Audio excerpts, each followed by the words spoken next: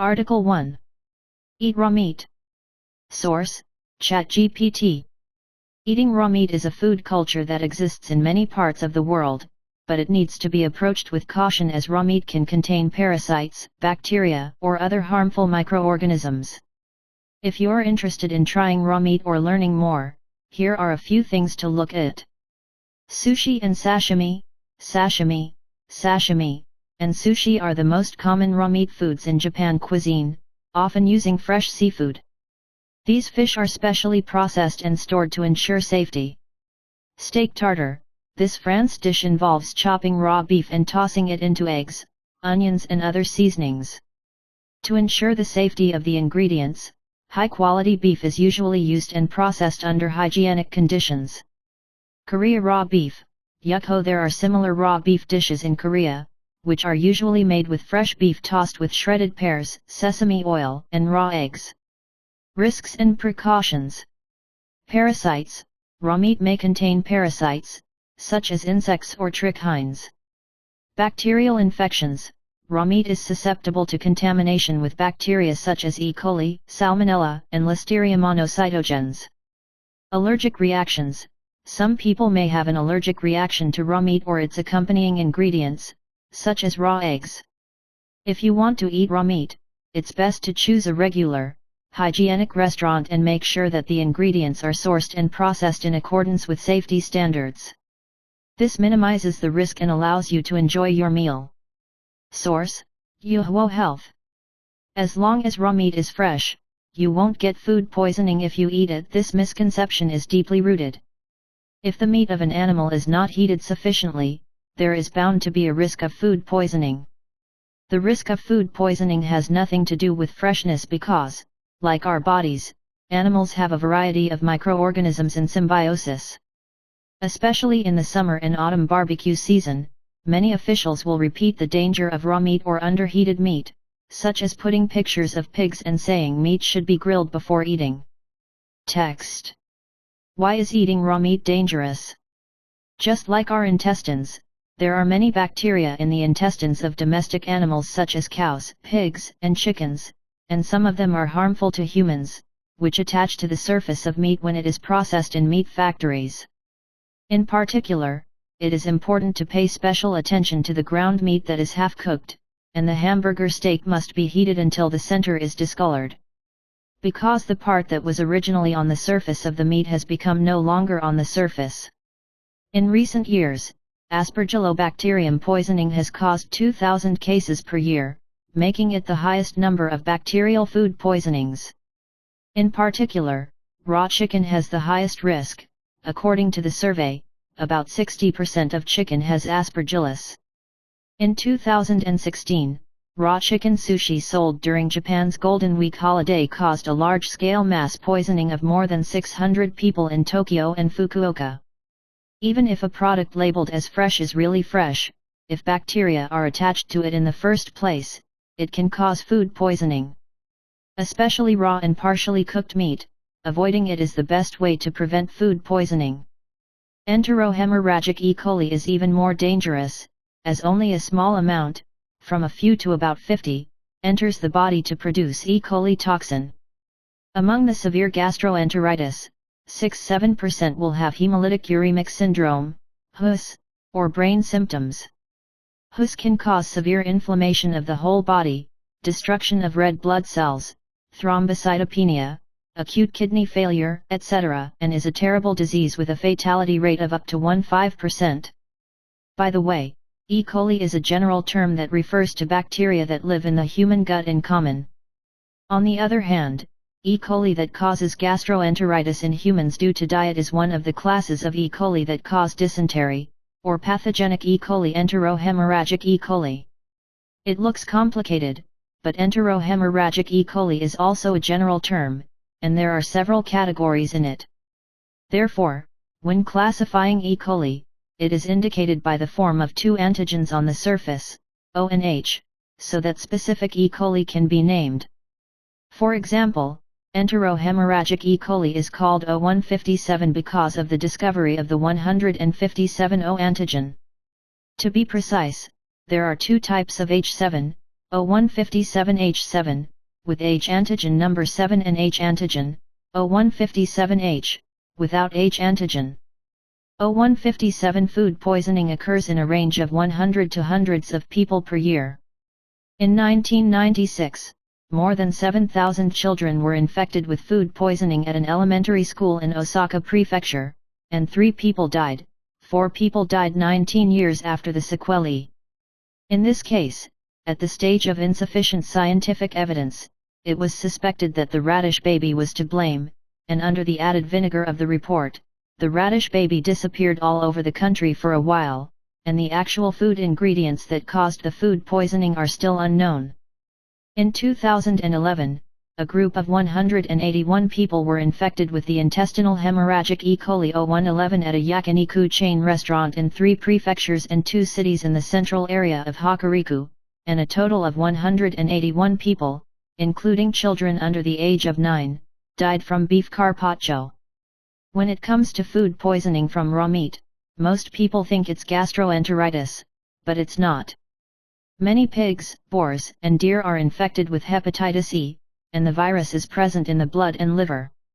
When eating meat, the virus may attach to it, and eating it raw is more likely to cause hepatitis, or even break out, and it can even become a fatal major infection. Keeping food hot enough can prevent food poisoning. Many pathogens die at 75 degrees Celsius and heated for more than 1 minute, so it is important to heat the center of the meat thoroughly.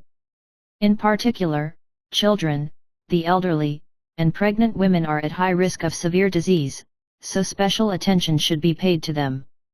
In addition, enterohemorrhagic E. coli is not only found in raw meat, but also in other ingredients such as lettuce, and the case mentioned above will suspect that this is the case with radish babies. There are also cases of cabbage, cucumber, cantaloupe, etc., all of which have occurred. This can be due to contact with animals or fecal contamination. Therefore, the food should be refrigerated and stored immediately after buying home, and the kitchen knife and cutting board for cutting raw meat must be cleaned. Eating raw foods during pregnancy is especially dangerous because of the risk of Listeria monocytogenes. Listeria monocytogenes can be transmitted to the fetus through the placenta, which can easily cause serious complications such as miscarriage, stillbirth, and neonatal infection. Ingredients to avoid include raw ham, smoked salmon, French liver pate, meat or fish, natural cheese, not heat sterilized, etc. Humans feed on the flesh of various animals. But animals, like humans, are also symbiotic with a large number of microorganisms, and some bacteria that are harmless to them are very harmful to humans. From this point of view, heating the meat is a very natural approach. Article 2. The earliest history of human use of fire. Source: ChatGPT. The history of human use of fire dates back hundreds of thousands of years and is a key milestone in human evolution. The use of fire not only changed the way humans ate, but also contributed to social and cultural development.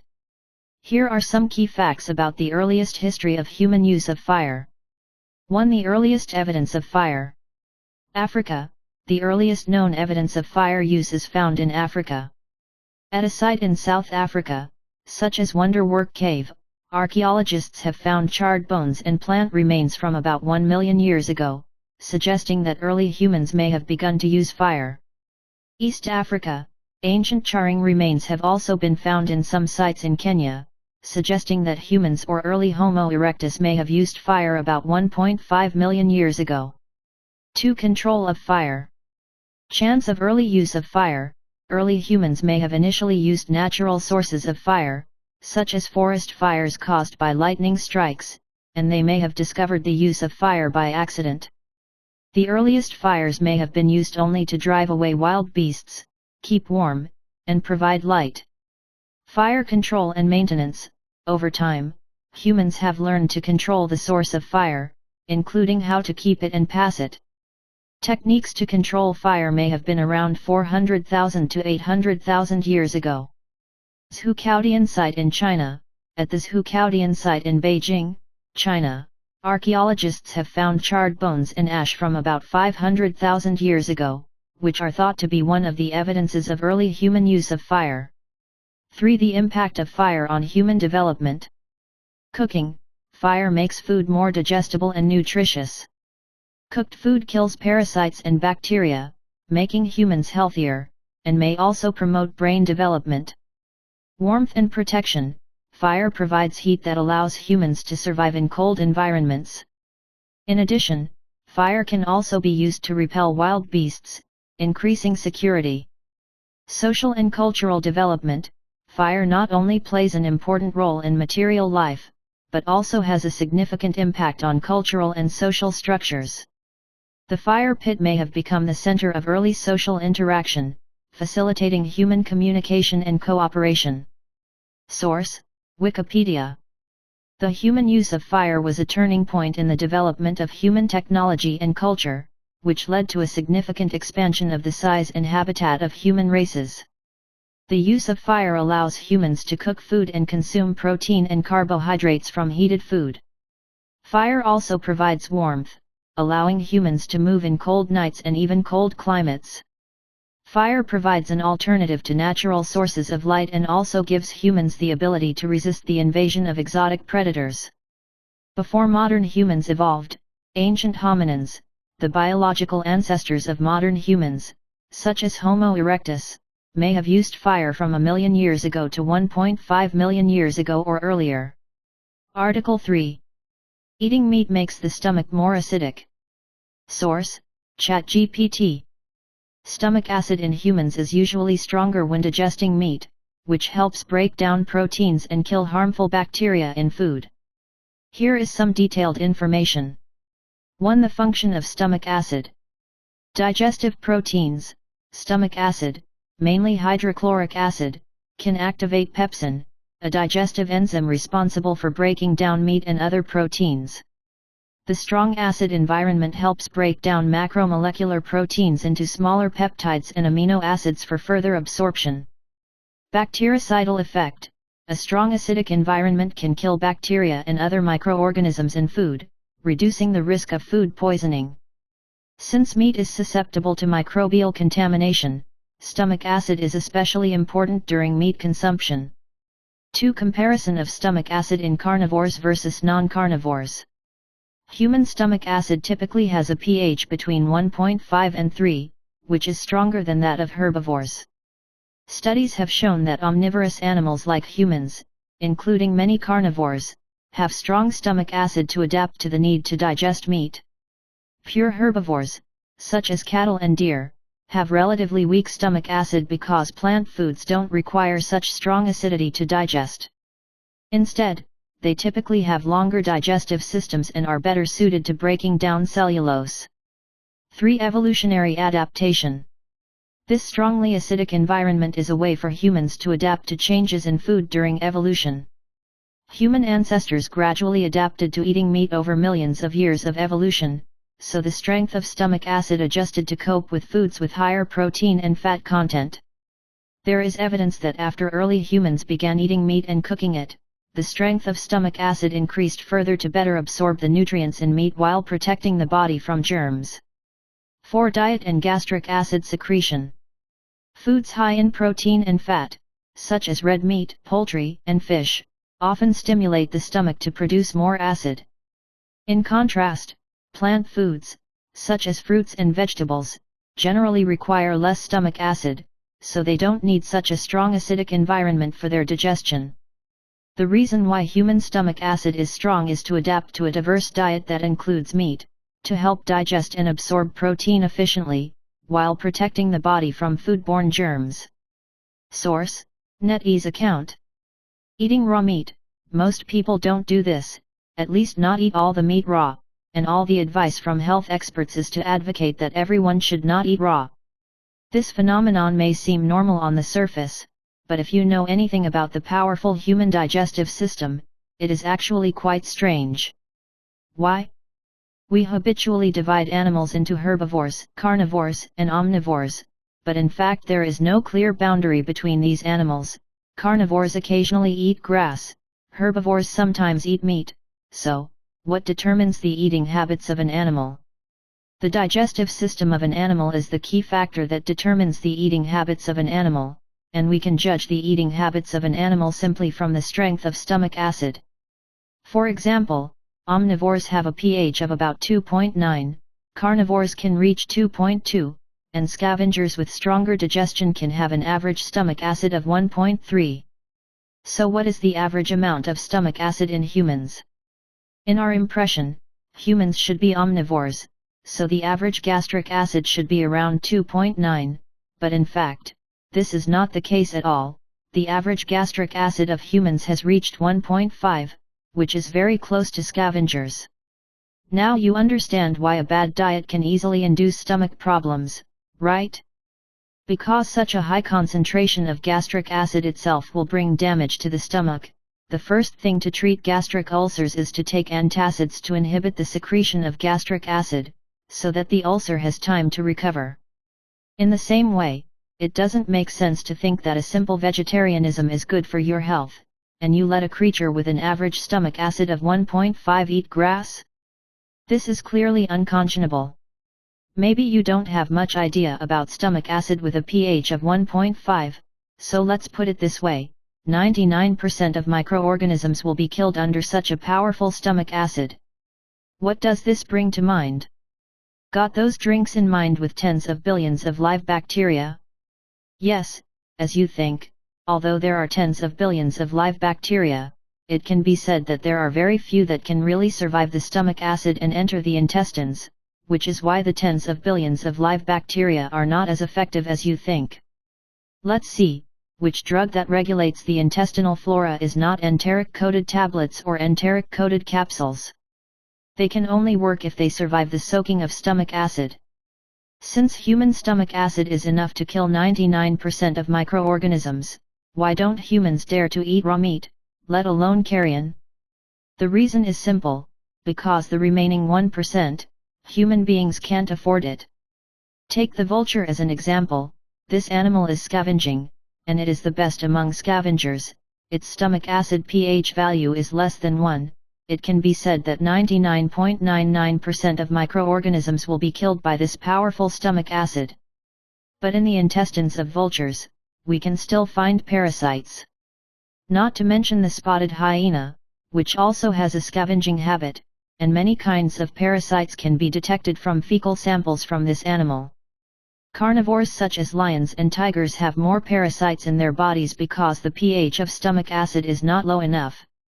Now you should understand that the reason why animals dare to eat raw meat and carrion, but humans don't, is actually because animals don't know what parasites are, but humans know that just thinking about such things makes our scalp tingle, so we will try our best to prevent them from entering our bodies. In fact, as early as 2.5 million years ago, in the Stone Age, human beings often ate less fresh meat, and even decomposed animal organs and bone marrow because of the difficulty of survival. Later, as humans gradually mastered the use of tools and gradually improved the efficiency of obtaining food, human beings abandoned the habit of scavenging little by little, but the powerful stomach acid of humans did not disappear because of this. Article 4. The acid value of the human stomach.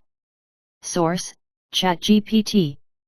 Human stomach acid is usually very acidic, with a pH between 1.5 and 3.5. This strongly acidic environment is produced by hydrochloric acid, HCl, in the stomach. Here is some detailed information. 1. Normal stomach acid range. Fasting state: when the stomach is in an empty state, the pH of stomach acid is usually between 1.5 and 2.0. This extremely acidic environment helps kill bacteria and microorganisms that enter the stomach while initiating digestive enzymes, such as pepsin, to digest proteins from food. Eating state: when food enters the stomach, the pH of stomach acid may rise slightly to 2.0 to 3.5 because the food dilutes the stomach acid. At this time, the stomach secretes more stomach acid to maintain an acidic environment to aid digestion. 2. The role of stomach acid. Activates digestive enzymes. Stomach acid activates pepsin, an enzyme that effectively breaks down proteins in food in an acidic environment. Sterilization and protection.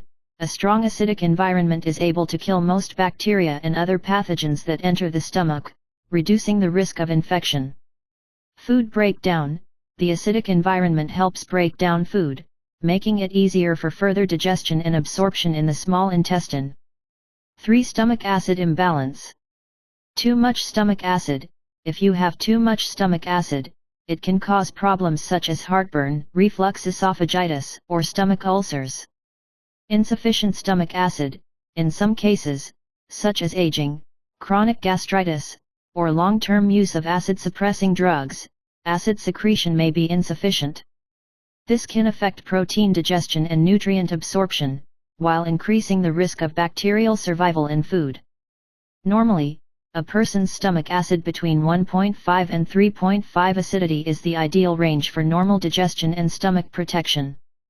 Source: Wikipedia. Gastric acid, gastric juice, stomach acid, is a major secretion in the stomach and has a special smell. It is a digestive juice secreted mainly by parietal cells and excreted by the gastric glands. Its pH value is 1.5 to 3.5 reference 1 and is composed of hydrochloric acid, HCl, 0.2% 0.5%, and a large amount of potassium chloride, KCl, and sodium chloride, NaCl. Article 5. The human digestive system is the most complex. Source: ChatGPT. The human digestive system is indeed a very complex and efficient system that is responsible for breaking down food into absorbable nutrients and excreting waste products from the body. It is made up of multiple organs and structures, each with its specific function. Here are some of the complex structures and processes of the human digestive system. 1. The main components of the digestive system. Oral. Digestion begins in the mouth, where food is chewed by the teeth and mixed with saliva. Saliva contains digestive enzymes, such as amylase, that begin to break down carbohydrates. Esophagus. Through the pharynx and esophagus, food is pushed into the stomach. The peristaltic movement of the esophagus ensures that food enters the stomach smoothly. Stomach. The stomach is a very acidic environment where stomach acid and pepsin break down proteins and food. At the same time, the peristalsis of the stomach mixes the food, converting it into semi-liquid chyme. Small intestine. The small intestine is the primary site of digestion and nutrient absorption. Bile, produced by the liver and stored in the gallbladder, and pancreatic juice, produced by the pancreas, mix here to further break down fats, proteins, and carbohydrates. The villi and microvilli structures of the small intestine increase the surface area for maximum nutrient absorption. Large intestine. The large intestine is primarily responsible for absorbing water and electrolytes while fermenting undigested cellulose through bacteria. The large intestine also converts waste into feces and excretes it from the body. Liver, pancreas, and gallbladder. These accessory organs secrete bile, pancreatic enzymes, and other digestive juices, respectively, to assist in digestive and metabolic processes. 2. The complexity of the digestion process. Diversity of enzymes. During digestion, different enzymes are activated at different stages to break down various nutrients. For example, amylase in the mouth, pepsin in the stomach, and trypsin and lipase secreted by the pancreas. Each enzyme has its specific goals and environment of action. Peristaltic versus segmented movements. The muscles in the digestive system are constantly performing peristaltic and segmented movements. These rhythmic contractions and relaxation movements push the food forward while stirring the food to ensure it is well mixed with digestive enzymes. Gut microbiota. There are a large number of bacteria present in the large intestine that not only help ferment undigested food, but also synthesize vitamins such as vitamin K and B vitamins and boost immune function. This complex microecosystem plays an important role in the digestion process. 3. Regulatory mechanisms. Regulation of hormones and the nervous system. The digestive system is regulated by a variety of hormones, e.g., gastrin, cholecystokinin, and nerve signals, e.g., vagus nerve. These signals regulate gastric acid secretion, enzyme release, and the activity of the muscles of the digestive tract to ensure a coordinated and efficient digestive process. Regulation of acid-base balance. The strong acidic environment in the stomach needs to be neutralized when chyme enters the small intestine to avoid damage to the small intestinal mucosa. Bicarbonate secreted by the pancreas plays a neutralizing role in this process. The complexity of the human digestive system is reflected not only in its diverse anatomical structure, but also in the coordinated operation of various biochemical reactions, microbial involvement, and neuroendocrine regulation. These complex mechanisms allow the digestive system to efficiently break down and absorb a variety of foods to provide the body with essential energy and nutrients. Source: Wikipedia. The digestive system is a group of organs used by multicellular organisms to eat, digest food, obtain energy and nutrients, and absorb these nutrients to supply energy and maintain the body's functioning, and excrete residual waste. The part related to the exclusion of the heritage can also be classified as part of the exclusion system. The structural differences of the digestive system can be roughly divided into cystic and tubular digestive systems. The sac-like digestive system has a sac-like digestive cavity, usually aquatic animals such as hydroids, jellyfish, and sea anemones, most of which use the tentacles of the digestive cavity opening to feed their prey, and the digested residue is also discharged through the same opening. The tubular digestive system has a digestive tract with two orifices, the mouth and the anus, which form a tubular structure. Vertebrates are of this category. All mammals have a digestive system that passes through the esophagus, stomach, intestines, etc., through the mouth, and breaks down food into simple substances that can be used by the body. Once the food is in the mouth, the digestion process begins. When food is passed from the stomach into the small intestine, a variety of enzymes begin to digest carbohydrates, namely sugars, proteins, and fats.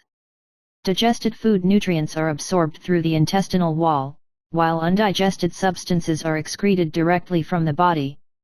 The digestion process is the first step for animals to obtain energy from their food. Some animals can only survive in environments that contain the right nutrients, such as earthworms, which are sediment-eating animals that burrow in the soil and eat the soil in front of them by the way. Their digestive system breaks down organic matter from the soil and expels waste. Many insects survive entirely on fluids, and usually have special tubular mouth parts for easy feeding, and their mouth parts usually have sharp tips, such as butterflies, which have long siphon-like mouth parts that pierce the stems of plants or the skin of animals, such as blood-sucking mosquitoes, aphids, and cicadas that suck plant juice. Article 6. Immune system. Source: ChatGPT.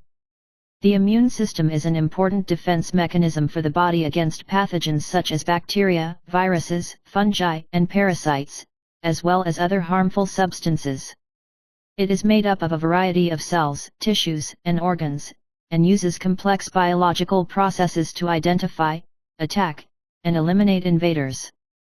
The immune system is divided into two main parts: innate immunity and adaptive immunity. 1. Innate immune system. Nonspecific immunity.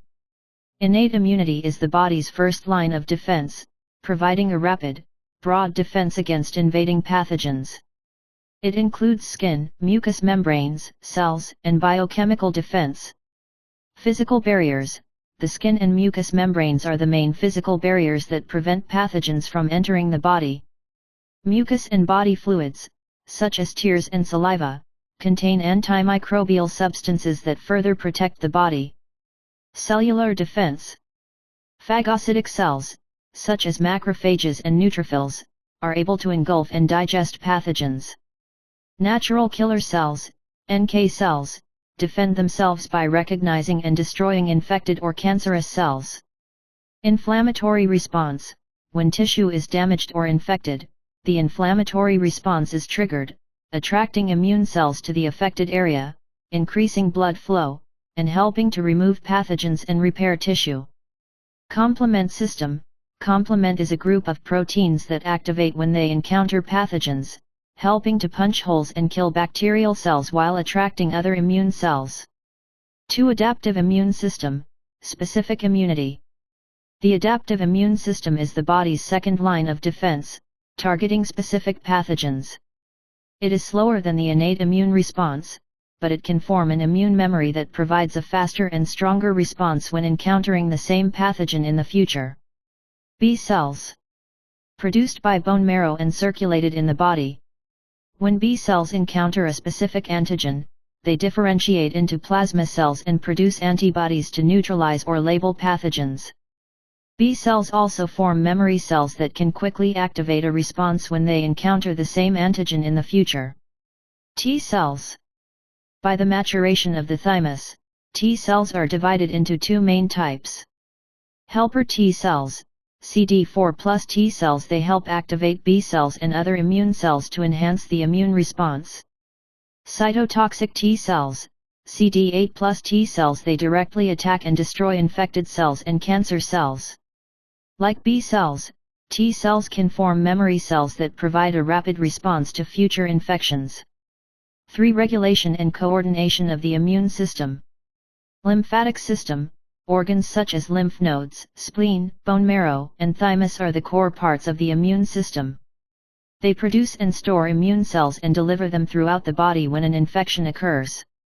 Cytokines. Immune cells secrete cytokines such as interleukins and interferons to facilitate communication between immune cells and modulate inflammatory responses. Immune memory. The adaptive immune system remembers pathogens it has encountered in the past, so it is able to respond more quickly when it is exposed to the same pathogen again in the future. This mechanism is fundamental to the action of the vaccine. 4. Imbalance of the immune system and disease. Autoimmune diseases. When the immune system mistakenly attacks its own healthy cells, it can lead to autoimmune diseases such as lupus erythematosus, rheumatoid arthritis, and type 1 diabetes. Immunodeficiency. A weakened or deficient immune system may lead to a higher risk of infection. This condition can be congenital, as in severe combined immunodeficiency disorders, or acquired, as in the case of AIDS. Allergic reactions. The immune system reacts excessively to harmless substances, such as pollen or food, resulting in an allergic reaction or severe anaphylactic shock. The immune system is a highly complex and coordinated network of defenses that protects the body from infections and diseases, while also triggering autologous attacks or allergic reactions in some cases. Source: Wikipedia. The immune system is a disease defense system composed of a series of biological structures and processes in an organism. The immune system can detect a wide range of pathogens and harmful substances, from viruses to parasites, and is normally able to distinguish these substances from the healthy cells and tissues of the organism itself. Pathogens can evolve and adapt quickly to evade detection and attack by the immune system. In order to be able to win the fight against pathogens, organisms have evolved a variety of mechanisms to recognize and destroy pathogens. Even simple single-celled organisms, such as bacteria, have developed enzyme systems that can fight phage infections. Some eukaryotes, such as plants and insects, inherited simple immune systems from their ancient ancestors. These immune mechanisms include antimicrobial polypeptides, defensins, phagocytosis, and the complement system. Jawed vertebrates, including humans, have developed more complex and diverse defense mechanisms. The typical vertebrate immune system is made up of a variety of proteins, cells, tissues, and organs that interact with each other to form a delicate and dynamic network. In addition to innate immunity, also known as innate immunity, the immune system of vertebrates has a complex immune response that allows it to identify specific pathogens more effectively through continuous adaptation, a process defined as adaptive immunity or acquired immunity. In response to the initial invasion of a specific pathogen, T cells in the immune system are able to produce memory T cells with immune memory. When the pathogen invades again, this memory allows the immune system to rapidly respond with a strengthened immune response, i.e., adaptation. The immune system's memory B cells also have immune memory and can quickly produce IgG antibodies when pathogens invade again. Adaptive immunity is the biological basis for the immunity produced by vaccine injections. Disorders in the immune system can lead to a variety of diseases. Immunodeficiency occurs when the immune system is less active, which in turn leads to recurrent and fatal infections. Immunodeficiency can be hereditary disorders, such as severe combined immunodeficiency. It can also be triggered by medication or bacterial infections, such as AIDS, which is adaptive immunodeficiency syndrome caused by HIV infection. On the other hand, an abnormality in the immune system attacks normal tissues as invaders, causing autoimmune diseases. Common autoimmune diseases include chronic thyroiditis, rheumatoid arthritis, type 1 diabetes, and systemic lupus erythematosus. Article 7. Norovirus. Source: ChatGPT. Norovirus is a highly contagious virus belonging to the family Calliciviridae. It is one of the main causes of acute gastroenteritis and usually causes diarrhea, vomiting, nausea, and abdominal pain. Here are some key points about norovirus. 1. Mode of transmission. Norovirus is mainly transmitted through the following routes. Food transmission. Eating food contaminated with norovirus, e.g. raw seafood, salads, etc., can lead to infection. Waterborne. Drinking contaminated water sources can also lead to the spread of norovirus. Human-to-human transmission. Spread through close contact with an infected person or contact with objects contaminated with the virus, e.g., utensils, doorknobs, tabletops, etc. Airborne. Norovirus particles can be suspended in the air during vomiting, and inhalation of these particles can also lead to infection. 2. Symptoms. Symptoms usually appear within 12 to 48 hours after norovirus infection, and common symptoms include sudden vomiting, diarrhea, usually watery, disgusting, abdominal pain or cramping, fever, headache, and muscle pain, sometimes present. Symptoms generally last 1 to 3 days, and most people recover within a few days, but some people, such as older people or those with weakened immune systems, may face more serious complications such as dehydration. 3. Diagnosis. The diagnosis of norovirus usually depends on the patient's medical history and symptoms. Laboratory tests can confirm infection by testing a patient's stool sample, but specialized testing is usually not required because typical symptoms are easy to identify. 4. Prevention.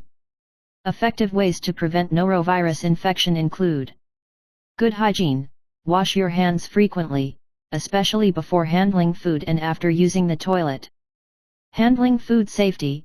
Make sure food is stored at the correct temperature and wash ingredients thoroughly before cooking. Avoid raw seafood. Try to avoid raw or undercooked seafood. Clean and disinfect. Clean and disinfect kitchens, utensils, and high-touch surfaces regularly. 5. Treatment. There is currently no specific drug to treat norovirus infection. Treatment is usually supportive and includes replace fluids. Replace fluids lost due to vomiting and diarrhea by taking rehydration salts or water by mouth to prevent dehydration. Rest. Allow your body to get plenty of rest to recuperate. Norovirus is a highly contagious pathogen that is able to spread rapidly in confined settings such as schools, nursing homes, and cruise ships. Understanding how it spreads and how to prevent it is essential to control the spread of the outbreak. Source: Disease Control Administration, Ministry of Health and Welfare. Norovirus, formerly known as Norwalk-like viruses, NLVs, is a group of viruses that can infect humans and cause gastrointestinal inflammation. The main symptoms of norovirus infection are nausea, vomiting, diarrhea and abdominal cramps, but may also be combined with fever, chills, malaise, headache and muscle aches. In general, vomiting is more pronounced in younger children. Symptoms usually last for 1 to 10 days, after which they gradually resolve. Article 8. Helicobacter pylori. Source: ChatGPT. Helicobacter pylori, H. pylori for short, is a bacterium that survives stomach acid, usually in the form of a spiral. It is strongly associated with a variety of stomach diseases, including gastritis, gastric ulcers, and gastric cancer. Here are some important things to know about Helicobacter pylori. 1. Mode of transmission. The route of transmission of H. pylori is not fully understood, but it is generally accepted that it is mainly transmitted by oral transmission, transmission through saliva, kissing, or sharing utensils. Fecal-oral transmission, transmission through contaminated water or food, especially in places with poor sanitation. 2. Mechanism of infection. Environment. Helicobacter pylori is able to produce urease, which allows it to neutralize stomach acid, creating an environment suitable for its survival. This ability allows it to survive inside the stomach and attach to the gastric mucosa. Damage to the stomach lining. After infection, Helicobacter pylori causes inflammation of the stomach lining, gastritis, and can cause damage to the stomach lining and the formation of ulcers. 3. Related diseases. Helicobacter pylori infection is associated with the development of a variety of gastric disorders. Acute and chronic gastritis. Infections can cause acute and chronic inflammation of the stomach. Gastric and duodenal intestinal ulcer. H. pylori infection is one of the main causes of gastric and duodenal intestinal ulcer. Stomach cancer. Long-term infection is associated with an increased risk of gastric adenocarcinoma. 4. Diagnosis. Spiral pylori, pyloriospira, includes breath test. When a patient swallows a drug containing urea, H. pylori converts it into ammonia and carbon dioxide, which is tested by breath. Blood tests, tests for specific antibodies to determine if there is an infection. Stool antigen test, by detecting H. pylori antigen. Gastroscopy, a sample can be taken for histological examination during endoscopy. 5. Treatment. Treatment of H. pylori usually involves a combination of antibiotics and acid-suppressing drugs, and the common regimen is triple therapy or quadruple therapy.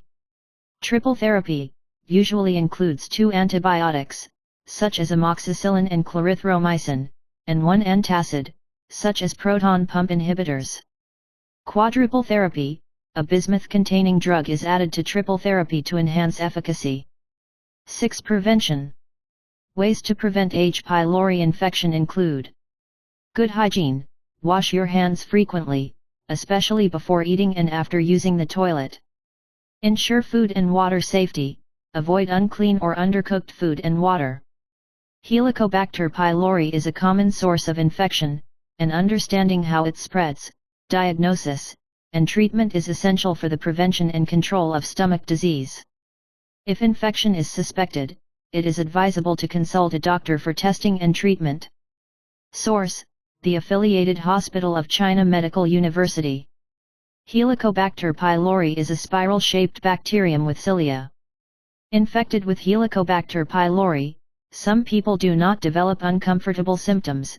Some people will have hyperacidity due to infection, complicated by pyloric gastritis and duodenal ulcer. Another group of people infected with Helicobacter pylori develops chronic gastritis, which increases the risk of stomach cancer. If H. pylori can be eradicated, the chance of ulcer recurrence will be reduced from 50% to 10%. Article 9. Colibacillus. Source: ChatGPT. Escherichia coli, E. coli, is a common bacterium belonging to the Enterobacteriaceae family, which is usually found in the intestines of humans and animals. Most E. coli are harmless and perform important physiological functions in the gut, but certain types of E. coli can cause foodborne illness and infection. Here are some key facts about E. coli. 1. Kind. There are many different strains of E. coli, which are mainly divided into the following categories. Non-pathogenic strains. These strains are part of the normal intestinal flora and aid in digestion and vitamin synthesis. Pathogenic strains. These strains cause disease and mainly include enteropathogenic E. coli, EPEC often causes diarrhea in infants and young children. EHEC 177, which may cause severe diarrhea and hemolytic uremic syndrome, HUS. Enterotoxigenic E. coli, ETEC often causes traveler's diarrhea. Aggressive E. coli, EIEC able to invade intestinal cells, causing diarrhea and intestinal inflammation. Uropathogenic E. coli, UPEC common in urinary tract infections. 2. Mode of transmission. E. coli is mainly transmitted in the following ways. Food transmission. Infection can be caused by eating contaminated food, e.g. raw meat, unwashed fruits and vegetables. Water transmission. Drinking from or touching contaminated water. Human-to-human transmission, through contact with the feces of an infected person, especially in unhygienic settings. 3. Symptoms. Symptoms of E. coli infection can vary depending on the strain, but common symptoms include abdominal rash, may be accompanied by blood. Abdominal pain and cramping. Nausea and vomiting. Fever, sometimes. With some pathogenic strains, especially enterohemorrhagic E. coli, infection can lead to serious complications such as hemolytic uremic syndrome, HUS, a life-threatening condition that can lead to kidney failure. 4. Diagnosis. Diagnosis of E. coli infection usually relies on laboratory testing of a stool sample to confirm a specific type of E. coli. Assays include culture method. Stool samples are cultured on an appropriate medium to isolate and identify bacteria. Molecular testing. Specific genes are detected through techniques such as PCR to confirm pathogenic strains. 5. Treatment. Treatment of E. coli infections mainly includes fluids, because diarrhea and vomiting can lead to dehydration, fluid and electrolyte supplementation is key. Antibiotics. In general, antibiotics are not recommended for non-severe E. coli infections, particularly for enterohemorrhagic E. coli, as antibiotics may worsen symptoms. However, in some cases, particularly urinary tract infections, antibiotic treatment may be required. 6. Prevention. Ways to prevent E. coli infection include good food hygiene. Ensure that food is cooked and stored at the proper temperature to avoid cross-contamination. Wash your hands frequently, especially after preparing food, using toilets, and touching animals. Safe water for drinking. Avoid drinking untreated water. E. coli is a bacterium that plays an important role in normal physiology, but specific pathogenic strains can cause serious health problems. Understanding how it spreads, symptoms, and precautions is essential to protect your health. Source: Wikipedia. Escherichia coli, scientific name, Escherichia coli, commonly abbreviated, E. coli, coli, also known as Colibacterium. 1-2 is a species of the genus Escherichia in the Enterobacteriaceae family, which is a bacterium in the intestinal tract of humans and animals, named for its main parasitism in the large intestine, accounting for about 0.1% of intestinal bacteria. Article 10. Enterohemorrhagic Escherichia coli. Source: ChatGPT. Enterohemorrhagic Escherichia coli, EHEC, is a specific type of E. coli that produces a toxin called Shiga toxin, which often causes severe foodborne illness. The most common EHEC strain is 0157. But there are many other types. Here are some key pieces of information about enterohemorrhagic coli. 1. Mode of transmission. EHEC is usually transmitted in the following ways. Food transmission, consumption of contaminated raw meat, especially beef, unwashed fruits and vegetables, e.g. lettuce, cucumber, etc., unpasteurized milk and dairy products.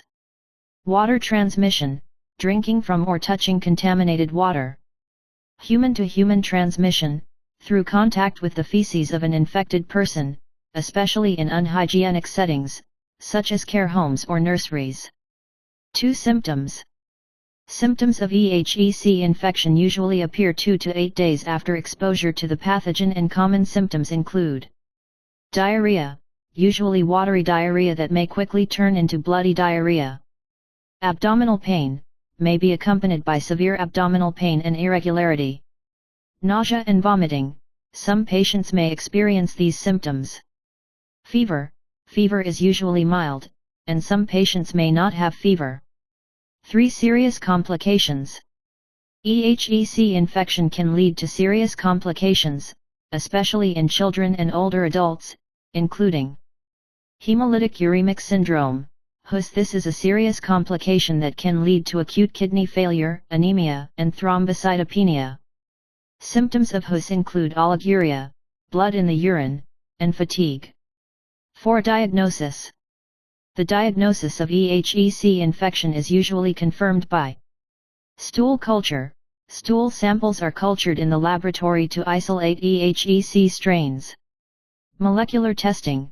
Specific genes are tested using techniques such as PCR to confirm the presence of EHECs. 5. Treatment. Treatment of EHEC infection typically includes fluids. Maintain a balance of water and electrolytes to avoid dehydration. Observation and supportive care. Mild cases usually do not require specific treatment. Hospitalization may be required for severe cases, especially those with HUS. It is important to note that the use of antibiotics for the treatment of EHEC infection is not recommended, as this may exacerbate the release of toxins and increase the risk of HUS. 6. Prevention. Ways to prevent EHEC infection include good food hygiene. Ensure that the meat is fully cooked at the right temperature to avoid cross-contamination of raw meat with other foods. Wash your hands frequently. Wash your hands frequently after preparing food, using toilets, and touching animals. Safe water for drinking. Avoid drinking untreated water. Enterohemorrhagic coli is a highly contagious and potentially deadly pathogen, and understanding its transmission routes, symptoms, and precautions is essential to protect your own health and the health of others. If infection is suspected, seek prompt medical attention and receive appropriate testing and treatment. Source: Food and Drug Administration, Ministry of Health and Welfare. Enterobacter bacteria are normal bacteria in the intestines of humans and other warm-blooded animals, so once E. coli appears in food, it means that the food is directly or indirectly contaminated with feces. So in hygiene, it is often used as a hygiene verification index for drinking water and food. Most E. coli are non-pathogenic, and only a small number of E. coli can cause symptoms such as diarrhea and abdominal pain, which is called pathogenic E. coli. Article 11. Tuna, toxin. Source: ChatGPT. Tuna, commonly known as tuna, is a popular marine fish that is loved for its delicious taste and rich nutrition. However, tuna may also accumulate certain toxins, mainly due to its location in the food chain and the influence of the environment in which it lives. Here are some important things to know about tuna toxin. 1. Mercury. Source: tuna, especially larger species, e.g., bluefin tuna and yellowfin tuna, may contain higher levels of mercury. Mercury is a heavy metal that often comes from industrial pollution and sediments in waters. Effects: mercury accumulates in the body, and prolonged consumption of high mercury fish may lead to mercury poisoning, which manifests as neurological symptoms, e.g., headache, fatigue, numbness in hands and feet, memory loss, etc. Risk groups: pregnant and lactating women and children should pay special attention to mercury intake, and it is recommended to limit the consumption of high mercury fish. 2. Synthetic amine poisoning, food poisoning. Source: improper storage and handling of tuna can cause bacterial breakdown to produce histamine. This usually happens during improper storage or transportation. Symptoms: histamine poisoning causes symptoms such as skin flushing, headache, rapid heartbeat, nausea, vomiting, and diarrhea, which usually appear within minutes to a few hours after consumption. Prevention: ensure that tuna is stored and handled at the proper temperature to reduce the risk of bacterial growth. 3. Polychlorinated biphenyls, PCBs. Source: PCBs are a class of industrial compounds that have been widely used in electrical equipment, building materials, and paints. They can enter the food chain through water sources and accumulate in the fish. Impact: the potential health effects of PCBs include immune system damage, endocrine disruption, and increased risk of certain cancers. 4. Other contaminants. Tuna can also be affected by other contaminants, such as pesticide residues. Although tuna live in the ocean, environmental pollution can cause certain pesticide residues to accumulate in their bodies. Environmental contaminants, including heavy metals and other toxic substances, which can affect the safety of tuna. 5. How to eat gold mackerel safely. To reduce the risk of ingesting toxins, here are some suggestions. Choose small tuna, such as yellowfin tuna and blackfin tuna, which typically contain lower levels of mercury than larger tuna, such as bluefin tuna. Eat in moderation. It is recommended to consume tuna in moderation each week, especially for pregnant women and children. Ensure freshness. Buy fresh, high-quality tuna and make sure it is stored and handled at the proper temperature. Tuna is a delicious and nutritious ingredient, but understanding the potential toxins and their sources is essential to ensure food safety and protect health. If you have concerns about the safety of tuna to eat, it is advisable to consult a dietitian or doctor. Source: Voice of United States. Yellowfin tuna, also known as tuna, caught in industrialized areas of the Atlantic and Pacific Oceans, contains up to 36 times more contaminants than those caught in remote areas of the Western Pacific.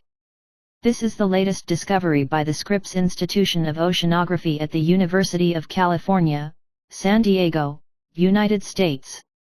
Scripps researchers tracked toxin concentrations in tuna around the world and found that the region and species of tuna had the same impact on the safety of eating tuna. The report's lead researcher, Sasha Nikolish, a postdoctoral fellow at the Scripps Institution of Oceanography, said the degree of contamination of seafood, like tuna, depends largely on where it is caught. So it's important to know the source of the fish you're catching and the amount of contaminants. The report notes that the location of the catch should be used to guide consumers in making choices and to reduce accidental human exposure to these contaminants. The researchers hope the report will contribute to understanding how toxic substances enter the food supply through seafood and how fisheries can be managed to reduce risk. The study examined tuna from around the world to find out if there were pesticides, coolants, and flame retardants. These are POPs that accumulate in the body and end up in the food chain. PCBs, one of the POPs, were previously used in electrical equipment United States banned in 1979. Although these compounds are banned or restricted, they continue to exist in the environment and end up in fish and humans. POPs have many negative effects on the human body, including interfering with the body's defenses against foreign substances. Large fish and carnivores often have high levels of toxic chemicals, making tuna a good tool for tracking these toxic substances, and yellowfin tuna is more suitable because it is large enough to inhabit smaller areas than other species of tuna, allowing researchers to focus on regional contaminant studies. Nikolish said the yellowfin tuna inhabits the area where it was born and hunted, so wanted to use it to create a close-up of localized pollution. Scientists identified 8 priority areas around the globe, analyzing 10 fish in each area. To collect samples, researcher Lindsay Bernito tracked tuna from Tonga to Panama, Louisiana, Hawaii, Guam, and Vietnam. Mr. Bernito said he travels to get tuna from all over the world, sometimes going out to sea to catch it himself, and sometimes contacting fishermen to get samples.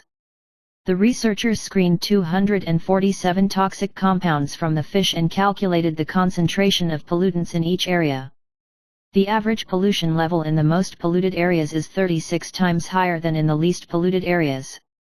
However, the degree of contamination of individual fish bodies varies greater. Nikolish said the most polluted areas are the industrialized zones of the Northern Hemisphere, including the oceans along the Atlantic coast of Europe and the east and west coasts of North America. As for the waters off Asia and the Pacific Islands, they are quite clean. He said that tuna fishing areas, such as the Tonga Kingdom, are considered more primitive. Because toxin-containing foods can affect the health of those who eat them, the United States Environmental Protection Agency and the Food and Drug Administration have issued guidelines on the amount of fish eaten to provide more protective recommendations for children, pregnant women, and breastfeeding women. According to the researchers, most of the 117 tunas studied in the report were considered safe based on existing guidelines. However, there are large differences in different regions, with some areas, including the Gulf of Mexico and the Atlantic Ocean around Europe, having higher levels of insecurity. The report notes that 90% of tuna caught in the Northeast Atlantic, and 60% of tuna caught in the Gulf of Mexico, already contain levels of contaminants that could trigger health warnings for general consumers and people at risk, including pregnant and lactating women or those with compromised immune systems. In all the tuna samples, the researchers found a particularly harmful group of chemicals. Each tuna tested contains 10 specific compounds that interfere with proteins that regulate cell membranes and eliminate toxins, and when this line of defense fails, toxic compounds open the door to a host of other contaminants. These compounds can cause chemicals to accumulate in tuna, Nick Lesh said, because the protein usually blocks the compounds in the fish, and in the human body, too, the protein may not be able to stop many other contaminants from invading. Nick Lesh hopes the research will lead to better safety testing of chemicals found in food, as well as enhanced public education and labeling of seafood. The point, he says, is to know where the fish you're eating was caught. Article 12. Demyelinating polyneuropathy. Source: ChatGPT. Demyelinating polyneuropathy, also known as demyelinating polyneuropathy, is a condition that affects the peripheral nervous system and is characterized by damage to the myelin sheath, the insulating layer that protects nerves, of nerve fibers. This damage can slow or block nerve signaling, triggering a variety of neurological symptoms. Here are some key pieces of information about demyelinating polyneuritis. 1. Etiology. The exact cause of demyelinating polyneuritis is unknown, but it may be related to autoimmune reaction. The immune system attacks its own myelin sheath, leading to nerve damage.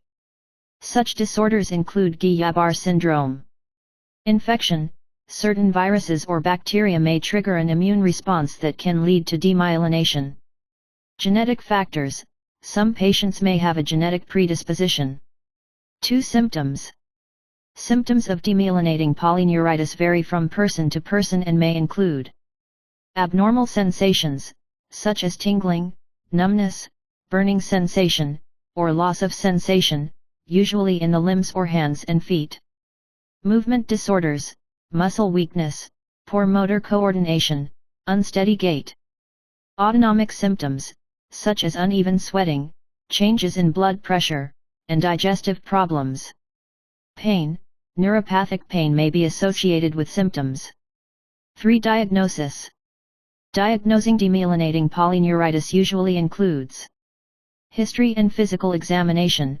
Your doctor will ask about your symptoms and medical history and perform a neurological exam.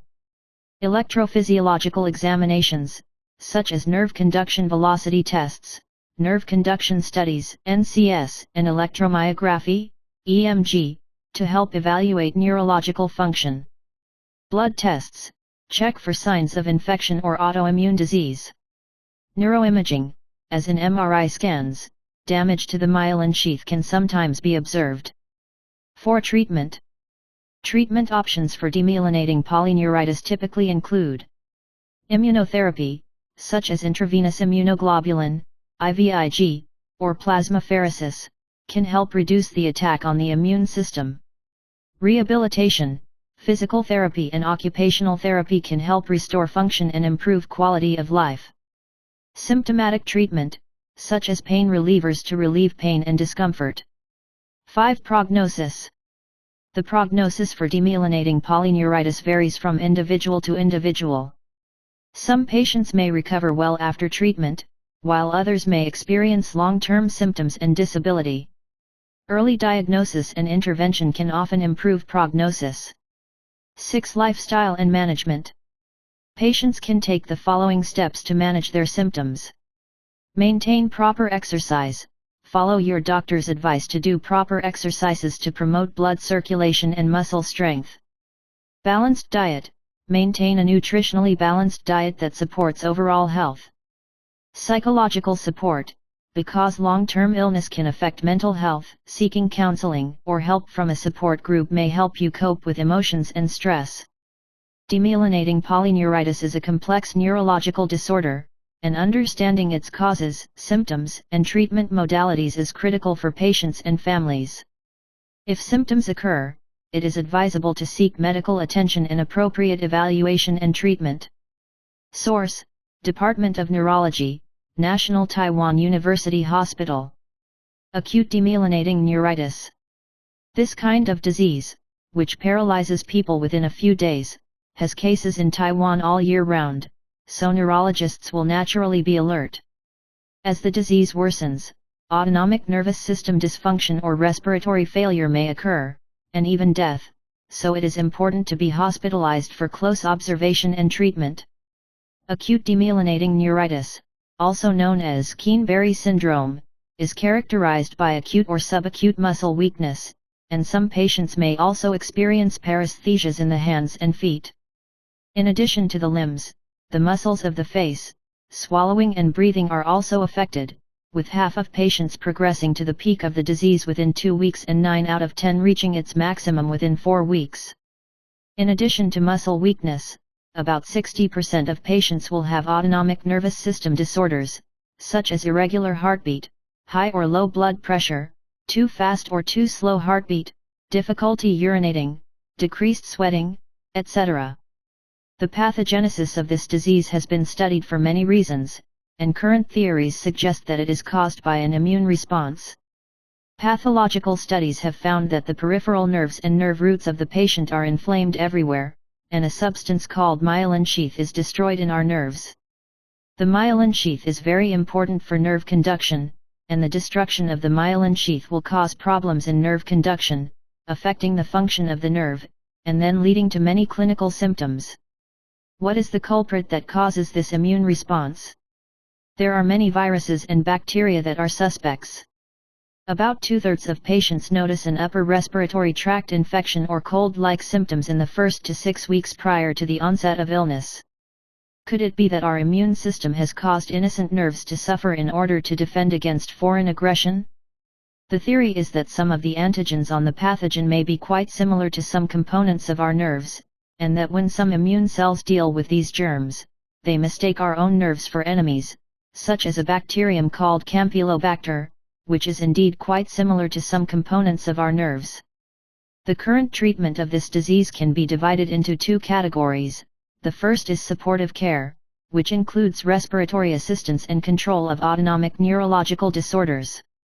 The second category is medical therapy, which includes plasma exchange and immunoglobulin injections. These therapies can speed up recovery, with about 70% of patients recovering completely, while the rest may have some sequelae, and less than 10% of patients will deteriorate after stabilization. Article 13. If you don't eat it cleanly, you won't get sick. Source: ChatGPT. If you don't eat cleanly, you won't get sick is a common saying that is usually used to describe an attitude that is not very particular about food hygiene. This belief is common in some cultures, where people are inevitably exposed to bacteria and microorganisms in their lives, and some people are not particularly particular about the hygiene of their food, and sometimes even think that not being afraid of dirty will strengthen the body's resistance. Although there may be some truth to this view in some cases, in practice, the importance of dietary hygiene to health cannot be overlooked. 1. Health risks. Foodborne illness. Uncleaned food may contain bacteria, e.g. Salmonella, S. grandeum, viruses, e.g. norovirus, or parasites, which can easily cause foodborne illness. Long-term effects. While some people may not get sick after eating unclean food all at once, long-term carelessness may increase the risk of chronic disease or infection. Population-specific risk. Older adults, children, pregnant women, and people with weakened immune systems are less resistant to foodborne pathogens and are more susceptible. 2. The body's immunity. Moderate exposure to microbes. Moderate exposure to certain microorganisms contributes to the development of the immune system and may improve resistance, but this does not mean that dietary hygiene can be neglected. Excessive hygiene. In some cases, excessive hygiene measures may affect the normal development of the immune system, but this does not apply to everyone. 3. Advice on safe eating. Wash ingredients. Before eating fruits and vegetables, wash them thoroughly to remove dirt and residue from the surface. Proper storage of food. Ensure that the food is stored at a suitable temperature and environment to prevent the growth of bacteria. Cooking temperature. Make sure meat and other perishable foods are cooked at the proper temperature to kill pathogens that may be present. Personal hygiene. Wash your hands before and after handling food and keep your kitchen clean. For summary. While some people may not experience symptoms immediately after eating unclean food, this does not mean that the behavior is safe or healthy. Maintaining good food hygiene habits is an important measure to prevent foodborne illness. Proper hygiene awareness and a healthy diet are key to maintaining good health. If you have any food safety concerns, you are advised to consult a relevant professional or doctor. 1777:17:30 AD. I often say, if you don't do it, you won't get sick if you eat it. But you know what? In fact, not only us, but also United Kingdom, United States, and other countries around the world have similar slang. What kind of scientific truth is behind this statement? What kind of culture does it reflect? Whether it is what we often say, no dry, no disease, or garbage eat, garbage fertilizer in Taiwan's Hokkien language, there is actually a common belief behind it, the 5-second rule. 5-second rule. The 5-second rule states that if food is accidentally dropped on the floor, bacteria will not easily penetrate the food within 5 seconds, so as long as you pick it up quickly, you can still eat it safely. The original intention of this theory is difficult to verify, perhaps because there was not enough food in ancient times, so the 5-second rule can make people feel at ease and avoid wasting food. There are also many versions of it, including the 3-second rule, 7-second rule, etc., and some people even believe that no matter how long the food has been on the ground, as long as they find it, they can continue to eat it. Is there a scientific basis for the 5-second rule, though? Whether the theory is true or not is mainly related to two factors, the moisture of the food and the material surface it falls on. It turned out that the floor could not be sterile, so as soon as the food fell to the floor, even if there were fewer bacteria at that time, it would try to climb onto the food. However, if the food is very moist, it is more likely to be treated with bacteria, and the later the food is picked up, many bacteria will already stick to it. Therefore, not all food that falls on the floor can be safely picked up and eaten, and dry cookies or candies are safer than bread and ice cream covered in cream. Even if the hospital floor looks very clean, there are more bacteria hidden than anywhere else. The surface of the plastic mat is very flat, which is actually conducive to the survival of bacteria. In contrast, we think that carpets that always contain dirt are safer because the surface is uneven and the fabric is not easy to come into direct contact with food. So, what kind of slang has this 5-second rule created in various cultures around the world? Once, during a dinner with a friend in United States, I accidentally dropped the after-dinner snack on the floor, and after I quickly picked it up and patted it clean, I said to myself that I was not clean and did not get sick after eating. My friend asked curiously what this Chinese meant, and after I translated it simply, the other party laughed and said, United States has similar words. We call it God made dirt, and dirt don't hurt. Not only English, but also many languages have similar slang. Germans say dust cleans the stomach, Sweden says a small amount of dust can wipe the stomach clean, and the Netherlands say sand cleans the stomach. There is another saying in English that puts it more directly, you'll eat a peck of dirt before you die. Have you ever noticed that the colloquialisms associated with the 5-second rule in European and American cultures almost always use the word dirt? Perhaps it has something to do with the belief in Christ and God in the culture. According to the Bible, it took God 6 days to create the world, the first 5 days to create day, night, air, land, sea, flowers and trees, stars, moon, animals, etc., and the 6th day to create a man who looks like himself out of clay, called Adam. In other words, God created dirt and dust, and since people are made of clay, it would not be good to eat a little dust in their stomachs. On the other hand, in Han Chinese mythology, although there are also stories of Nuwa using clay to create people, there are more stories with different points of view. For example, Pangu, who is known as the ground-breaking, has not only become a surface scene such as mountains and rivers after death, but also a human being. The Huainanzi, which records many legends, believes that before Pangu created the world was just a mass of qi, and the two gods of yin and yang at that time turned gas into insects, animals, and humans.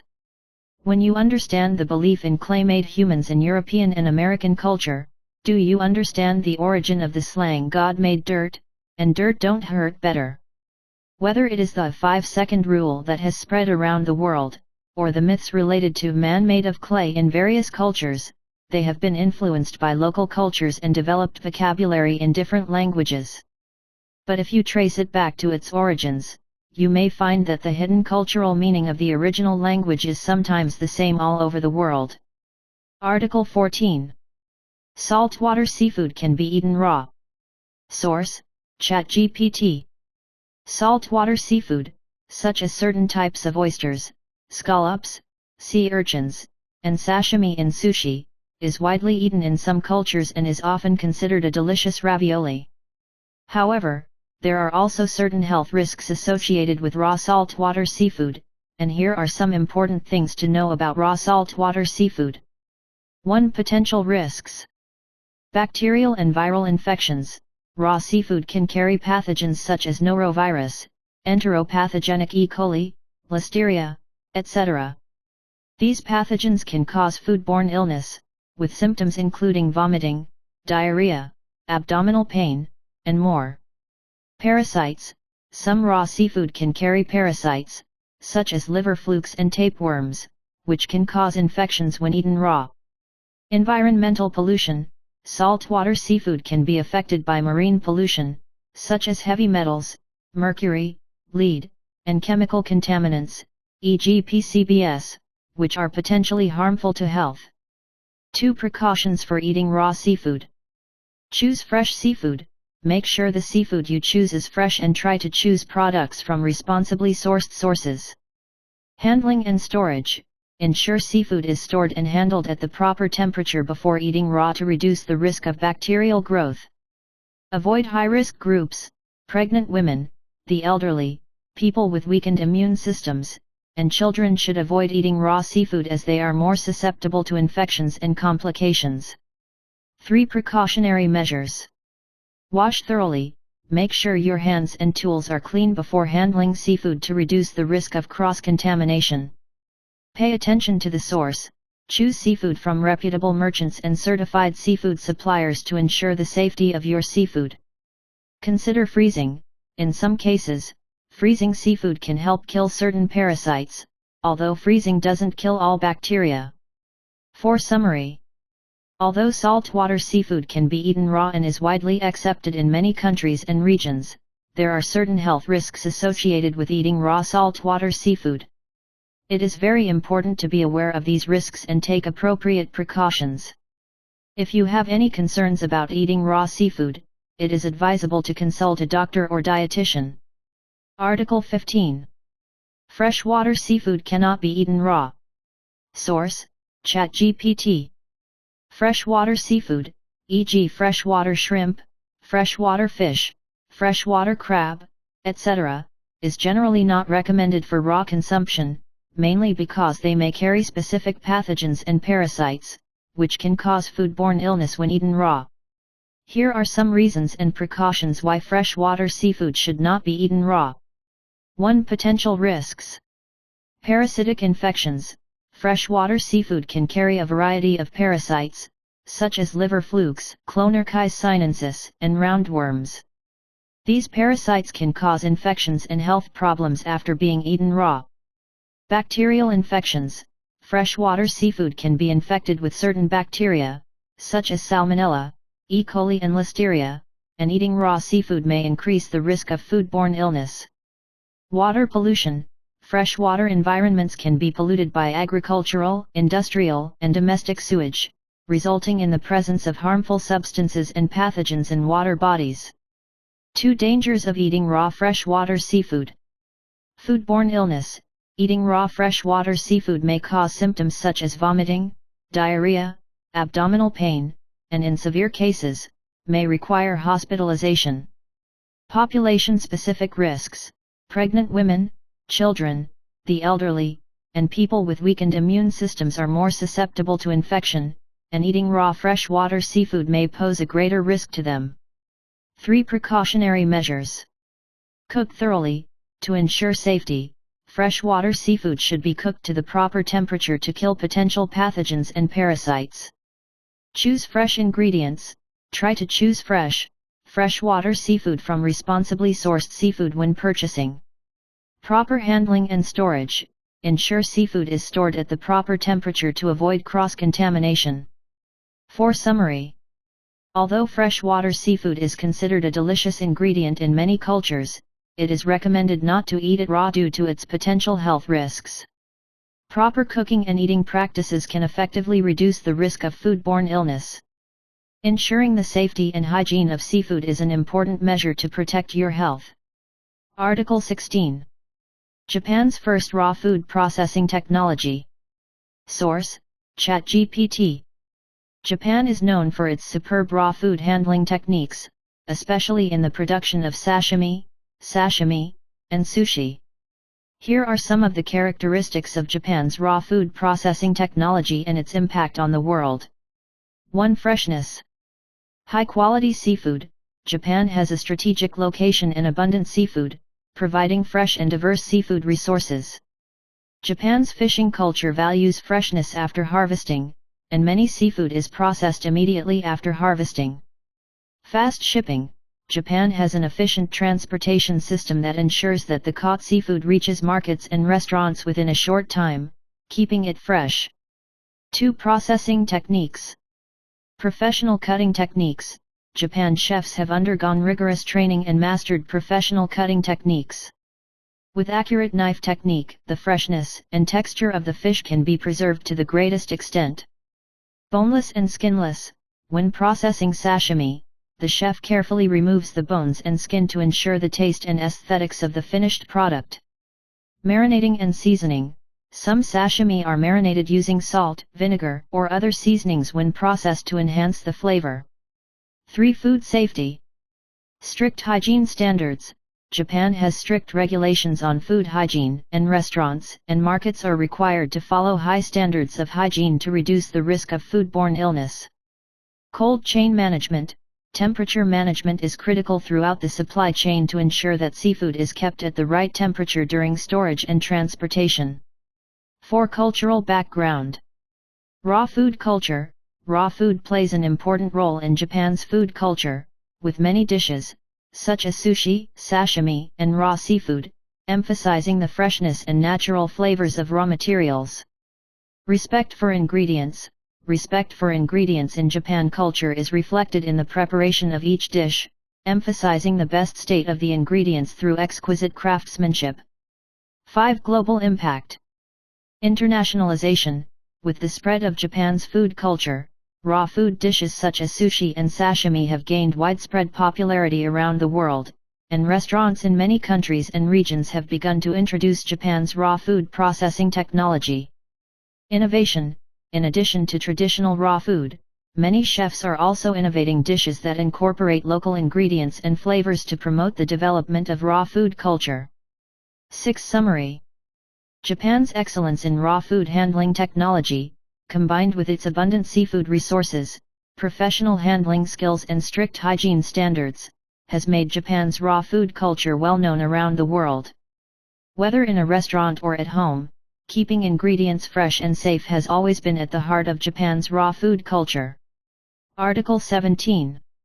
The reason why meat can be eaten raw is that it has a low water content. Source: ChatGPT. There are several factors involved in whether meat is safe to eat raw, one of which is its water content. Here's a detailed explanation of the causes and water content of raw meat. 1. Effect of water content. Low water content. Certain meats, e.g., beef, lamb, are often lower in water than other ingredients, e.g., fish and seafood. This low water content helps inhibit the growth of bacteria and other microorganisms, as water is an important environment for microorganisms to multiply. Low water activity: meat with low water activity is not prone to bacterial growth on the surface, even if it has not been heat treated. As a result, some meats are safer when eaten raw than other high moisture ingredients. 2 types of meat. Beef and lamb. In some cultures, high-quality fresh beef, e.g., carpaccio, beef sashimi, and lamb are often eaten raw. After cutting, there are fewer bacteria on the surface of fresh meat, which, together with good handling and hygiene practices, can reduce the risk of foodborne illness. Pork. In general, raw pork is not recommended because it is more susceptible to parasites and pathogens such as Trichinella. 3. Handling and security measures. Hygienic handling. Even meats with low moisture content must be subjected to strict standards of handling and storage to prevent cross-contamination. Freshness. Freshness is an important factor in ensuring the safety of raw meat. Meat should be processed as soon as possible after killing and stored at low temperatures to avoid bacterial growth. Cutting and preparation. Professional cutting and preparation techniques, e.g. deboning, peeling, etc., help reduce the burden of bacteria and ensure safe meat. 4. Culture and eating habits. Food culture. In some regions, e.g., raw beef sashimi in Japan, raw beef in Argentina, raw meat is an important part of local food culture. These cultures are often accompanied by a high emphasis on the freshness of ingredients and handling techniques. 5. Summary. While low moisture content is an important factor in raw meat, strict hygiene standards and handling procedures need to be taken care of. Ensuring the freshness of meat, proper cutting and storage methods are essential to reduce the risk of raw food. There are also concerns about the safety differences between different types of meat when eaten raw, especially pork is often recommended to be cooked. Source: Wikipedia. Meat food is referred to as meat, or meat dishes. Meat, fishy food, is a soft tissue such as muscle, fat and some related organs obtained from various animals, and can provide nutrients for the body after eating, which is necessary for the survival, development and reproduction of many carnivores and omnivores in nature, and is also the main reason for predation and scavenging behavior among wild animals. Meat is an important non-staple food for humans, but modern people usually do not eat meat raw without processing, but need to be cut, salted and cooked to maturity in different degrees and methods before eating. The common meat in human society mainly comes from domestic animals and poultry, including pork, beef, mutton, chicken, duck, goose, etc., and some aquatic products, such as fish, shrimp, crab, octopus, shellfish, and other seafood. The main nutritional value of meat is to provide protein and amino acids, as well as fatty acids and some minerals and vitamins, and importantly, to allow human indigestible fiber, which is indigestible in nature, to be indirectly ingested by humans in the form of glycogen. Since the beginning of human evolution, meat has been a major component of the human diet, along with grains, vegetables, melons, and fruits. Ancient humans in prehistoric times were hunter-gatherers, relying on hunting animals and simple fishing for meat. After the Neolithic Revolution, animal husbandry and fisheries were mainly responsible for the supply of meat, and after the Industrial Revolution, large-scale intensive breeding and aquaculture accounted for an increasing proportion. Human beings have a high preference for meat in terms of taste, and umami in the sense of taste has evolved for meat. However, in some religious concepts, such as Chinese Buddhism, meat is not promoted, and even monks and bodhisattvas are forbidden to eat meat. There are also vegetarians who refrain from eating meat for animal protection or other ethical reasons. Individual attitudes towards meat are a matter of concern to consumer psychology. The meat industry and social activists who advocate reducing or even eliminating meat consumption, and price, health, taste, and ethical concerns can all influence individual attitudes towards meat acceptance. And the combination of individual attitudes towards meat will affect the consumption of meat in society. Today, global meat consumption is growing, and national meat consumption has also increased significantly in countries with rapid economic growth, such as China and Brazil. The increase in meat consumption is also seen in India, which has a broad vegetarian tradition. There are two main types of meat food, red meat and white meat, which are roughly classified by the color of raw meat, and are not judged by the color of the meat after cooking. Red meat is rich in myoglobin, which is basically the skeletal muscle of mammals, mainly from domestic animals such as pigs, cattle, sheep, and horses, and some wild animals such as rabbits, deer, antelopes, etc. White meat, on the other hand, is very low in myoglobin and is mainly used by birds and aquatic products, mainly from poultry such as chickens, ducks, geese, turkeys, and various fish. The muscles of birds' wings and legs have more slow-twitch fibers and actually contain more myoglobin, but because bird meat is not counted as red meat as a whole, it is called dark meat. Although salmon meat, cooked shrimp, and crabs, etc., are red, their red color is not derived from myoglobin but from astaxanthin in the exoskeleton of arthropods, so they are still white meat. Although chickens are the most slaughtered animal in terms of total numbers, in general the amount of human meat consumed is not necessarily lower than that of poultry. This is due to the fact that animals are much larger than birds, so each slaughtered produces more meat. Certain meats such as dogs, donkeys, snakes, kangaroos, and ostriches are relatively less commonly eaten. Meat is often the core of dietary taboos, such as Judaism, Islam ban on pork, India ban on yellow beef, buffalo meat is edible, India Brahmin caste, Jainism, Sikhism, and some Buddhist sects advocate vegetarianism and abstain from eating any meat. Some meats, such as dog and whale meat, as well as a variety of rare game meats, are often the focus of intense social controversy. Article 18. The reason why pig meat and chicken meat cannot be eaten raw. Source: ChatGPT. Pork and chicken are generally not recommended for raw consumption, mainly because they can carry pathogens and parasites, which can lead to severe foodborne illness when consumed raw. Here's why. 1. Risk of pathogens. Bacterial infections. Pork and chicken often carry some pathogenic bacteria, such as Salmonella, common in raw or undercooked chicken and eggs. It can cause foodborne illness with diarrhea, fever, and abdominal pain.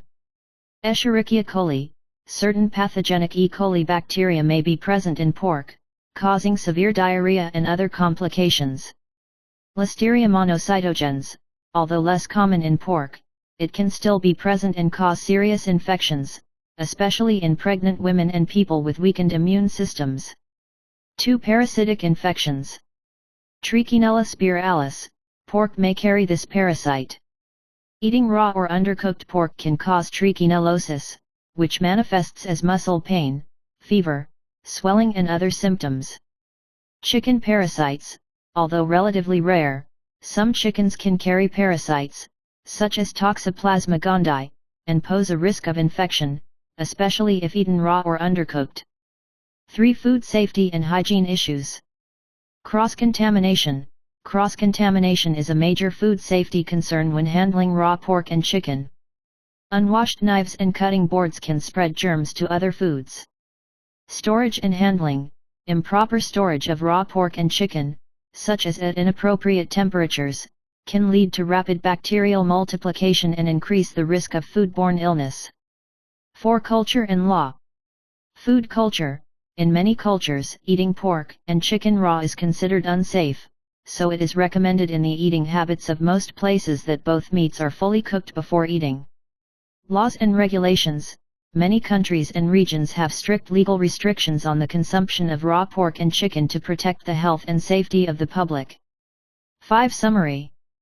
Due to the potential pathogens and parasites in pork and chicken, it is not safe to eat both meats raw. Proper cooking. It is often recommended to heat the internal temperature to at least 75 degrees C/165 degrees F, is key to ensuring food safety. With cooked food, it can effectively kill pathogens that may be present and reduce the risk of foodborne illness. Data source: Wind Media. You can choose the doneness of the meat, and even gourmets like to eat raw beef, but why can't chicken and pork be eaten raw? They must be fully cooked? This is because chicken contains salmonella, and pork has Trichinella spiralis and pork tapeworm, scientific name, Taenia solium, and eating raw will affect your health. Most of the meat commonly eaten by people is chicken, pork, or beef, and most of the raw meat contains parasitic bacteria, which can easily be transferred to the human body and cause illness. However, why can beef choose half-cooked, medium-cooked ate, and even Japan is popular to eat raw beef, but I have not heard that chicken and pork can choose to eat half-cooked or raw, and must eat fully cooked? Chickens are poultry and are susceptible to salmonella, which is found in raw or undercooked poultry meat, eggs or dairy products, which are only destroyed when heated at high temperatures. If you accidentally eat raw chicken, it can easily lead to gastrointestinal diseases, such as diarrhea, abdominal pain, bloody stools, fever. Some people will also be infected and die. If adults eat a small amount of raw chicken, the body's resistance is sufficient, it will not cause disease, but infants, the elderly or immunocompromised people are a high-risk group for salmonella infection, so it is recommended not to eat raw chicken to avoid the risk of infection.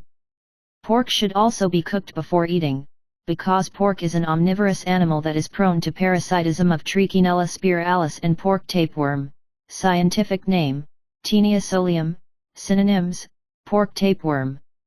If the pork is not cooked, these two parasites can easily parasitize the intestines, eyes, and brain of the human body after eating raw pork, causing muscle pain, body aches, and weakness.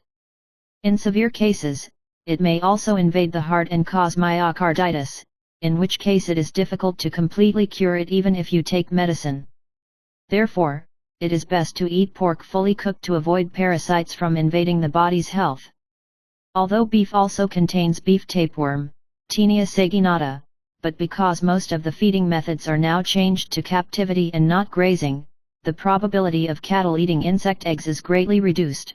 Coupled with modern freezing technology is more advanced, it can also kill insect eggs under low temperature conditions, so the number of parasites and carriers in beef is the lowest among all meats.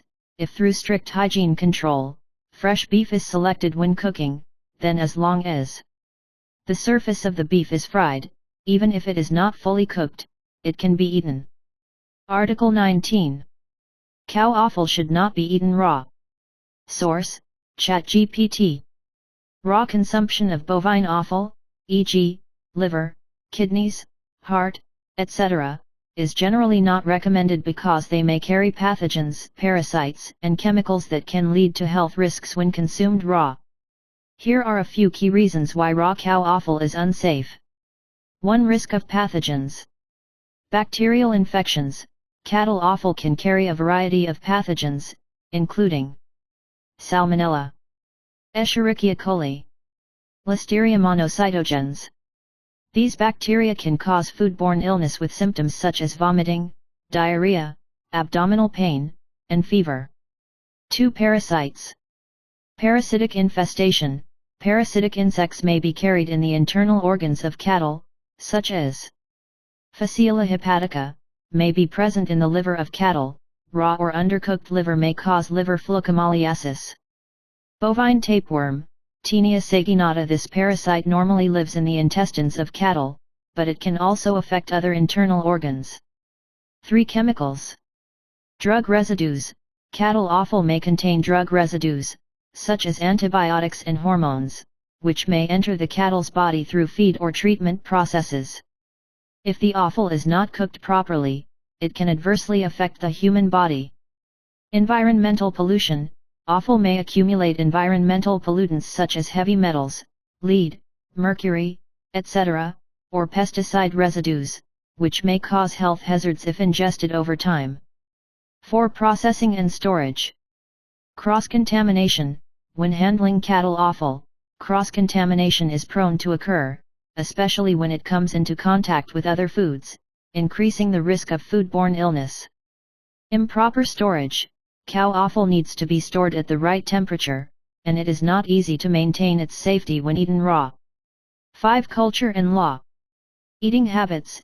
In many cultures, cow offal is generally consumed as cooked food to ensure safety. Laws and regulations. Many countries have strict regulations on the raw diet of cow offal to protect public health. 6. Summary. It is not safe to eat raw bovine offal due to potential pathogens, parasites, drug residues, and environmental contaminants in bovine offal. Proper cooking can effectively kill pathogens and parasites that may be present, reducing health risks. Therefore, it is advisable to cook the beef offal thoroughly before eating. Article 20. Wild animals are not edible. Source: ChatGPT. Eating wildlife is generally considered to be a higher risk, mainly due to health, safety, and ecological concerns. Here are some of the main reasons why wild animals are not edible. 1. Risk of pathogens. Infectious diseases. Many wild animals can carry infectious diseases, such as SARS-CoV-2, initially thought to be linked to certain wildlife such as bats and pangolins. Rabies. Certain wild animals, e.g., foxes, bats, raccoons, may be the reservoir for rabies. Bacteria and viruses, such as Salmonella, E. coli, Listeria monocytogenes, etc., may be transmitted to humans by wild animals. 2. Parasites. Parasitic infections. Wild animals can carry a variety of parasites, such as Toxoplasma gondii, can be spread by eating undercooked meat. Liver flukes, tapeworms, etc., can cause serious health problems. 3. Environmental pollution. Heavy metals and toxins. Some wild animals may accumulate heavy metals, e.g., mercury, lead, and environmental pollutants, e.g., PCBs, in their bodies, which can be harmful to health when consumed over a long period of time. Pesticides and chemicals. Wild animals may contain pesticide residues and other harmful chemicals due to environmental contamination of their habitats. 4. Ecology and law. Ecological protection. Overhunting and eating of wild animals can affect the ecological balance, leading to the endangerment of some species. Laws and regulations.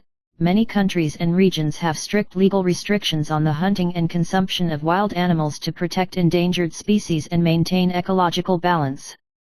5. Food safety. Lack of hygiene standards. The handling and storage of wild animals often does not meet hygiene standards, increasing the risk of foodborne illness. Unclear source. When buying or eating wild animal meat, it is often not possible to confirm its origin and how it is handled, further increasing health risks. 6. Summary. Due to health risks, ecological protection, and legal and regulatory considerations, the consumption of wild animals is generally not recommended. Appropriate food choices should prioritize traceable provenance and hygienic safety to safeguard one's own health. If you have any concerns about your diet, it is advisable to consult a relevant professional or doctor. Article 21. Air-dried ham can be eaten raw. Source: ChatGPT. Air-dried hams, e.g. Parma ham in Italy, Haman ham in Spain, are generally considered raw for several reasons. 1. The production process. Air drying and maturation. The process of making air-dried ham involves salting raw meat and air-drying it in a well-ventilated environment. This process can effectively inhibit the growth of bacteria, and at the same time, it can also remove water and reduce the living environment of microorganisms. Aging. Air-dried hams are typically aged for months to years at controlled temperatures and humidity, a process that gives the meat a more flavorful flavor while further reducing potential pathogens. 2. Hygienic standards. Strict production standards. Many countries have strict hygiene and safety standards for the production of air-dried ham, ensuring the safety of meat during handling and storage. This includes the selection of healthy animals, proper processing methods, and a sterile environment. 3. Low water activity. Low moisture content. Air-dried ham has a low moisture content, which makes it difficult for bacteria and other microorganisms to multiply. As a result, air-dried ham is generally safe to eat raw. 4. Cultural background. Food culture. In many countries, Air-dried ham is part of the traditional diet and is often eaten raw or in combination with other ingredients. For example, in Spain and Italy, air-dried ham is often served as an appetizer or with cheese and bread. 5 Precautions for consumption. Choose high-quality products. Make sure to choose certified air-dried ham from reputable suppliers to guarantee food safety. Storage conditions. Before consumption, air-dried ham should be properly stored and avoid exposure to inappropriate environments to prevent contamination. 6 Summary. Air-dried ham is generally considered a safe raw food option due to its unique manufacturing process, strict hygiene standards, and low moisture content. Still, when enjoying air-dried ham, it is still necessary to choose a high-quality product and pay attention to the storage conditions to ensure its safety and flavor. Article 22. Benefits of eating raw/cooked meat. Source: ChatGPT. Consuming raw and cooked meat has its own potential benefits and risks. Here are some of the pros and cons of raw and cooked meat and their potential benefits. Benefits of eating raw meat. Nutrients retained. Raw meat usually retains more nutrients, such as water-soluble vitamins and certain enzymes, which can be destroyed during high-heat cooking. Enhances taste. For certain meats, such as raw beef, fish, and seafood, raw foods retain their original flavor and unique texture, and many people find them more delicious. Provides high-quality protein. Raw meat is rich in high-quality protein and is suitable for people who need a high-protein diet, such as athletes. Easy to digest. Some people believe that raw meat is easier to digest, especially if it is processed through marinades or sauces, to reduce the burden on the digestive system. Benefits of eating cooked meat. Kill pathogens. Cooking can effectively kill pathogens and parasites in meat, reducing the risk of foodborne diseases, e.g. Salmonella, E. coli, Toxoplasmosis, etc. Improves digestion and absorption. Cooked meat is cooked to make it softer, aid digestion, and allow the body to better absorb the nutrients. Reduces toxins and anti-nutritional factors. Some meats may contain potential toxins or anti-nutritional factors, and cooking can be effective in reducing the effects of these ingredients. Enhanced flavor. Cooking enhances the flavor of meat, and many cooking methods, such as grilling, boiling, stewing, etc., can make meat more delicious. Food safety. Cooked meat is generally safer when stored and handled, reducing the risk of foodborne illness. Summary. The potential benefits of raw meat include the retention of more nutrients, enhanced taste, and high protein content, but there is also a risk of foodborne illness and therefore requires careful selection and handling. Cooked meat has obvious advantages in food safety, digestion and absorption, and flavor, and is suitable for most people. For high-risk groups, such as pregnant women, children, and people with weakened immune systems, it is recommended to focus on cooked meat. When choosing to eat raw or cooked meat, an individual's health status, cultural background, and taste preferences should be taken into account to ensure a safe and nutritious diet. Source: Cena.com. What is a raw meat diet? The raw meat diet, as the name suggests, consists mainly of raw meat. A strict raw meat diet is to eat raw meat, such as raw steak, beef, chicken, liver, lamb, and venison, and some people eat raw eggs, raw fish, and raw dairy products. When you tell someone you're eating raw meat, their first reaction is to ask, is it safe to eat like this? Raw meat is dangerous because there are a lot of bacteria and parasites in the meat, and we can kill them by cooking them at high temperatures. However, it has also been said that most of the bacteria and viruses in meat appear during circulation and are susceptible to infection when the food is not prepared properly or the meat is of poor quality. Although the risk of bacteria present in raw meat is higher than that of cooked meat, it is okay to eat raw meat as long as it is prepared properly and the food source is safe. Also, we have strong stomach acid that helps us kill bacteria and parasites.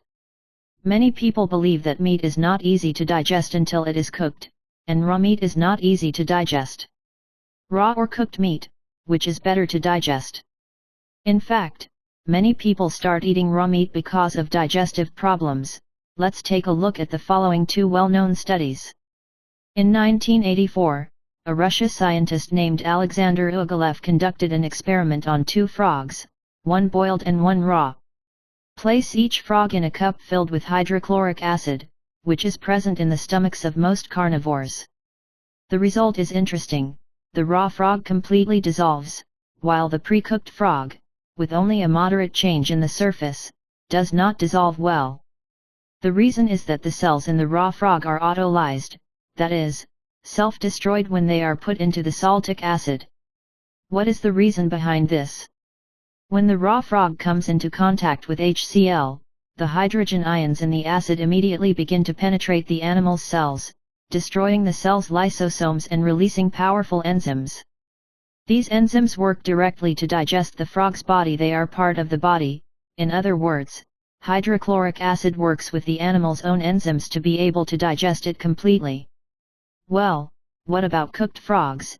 Its enzymes have been destroyed, so HCl can only affect the external tissues of the animal.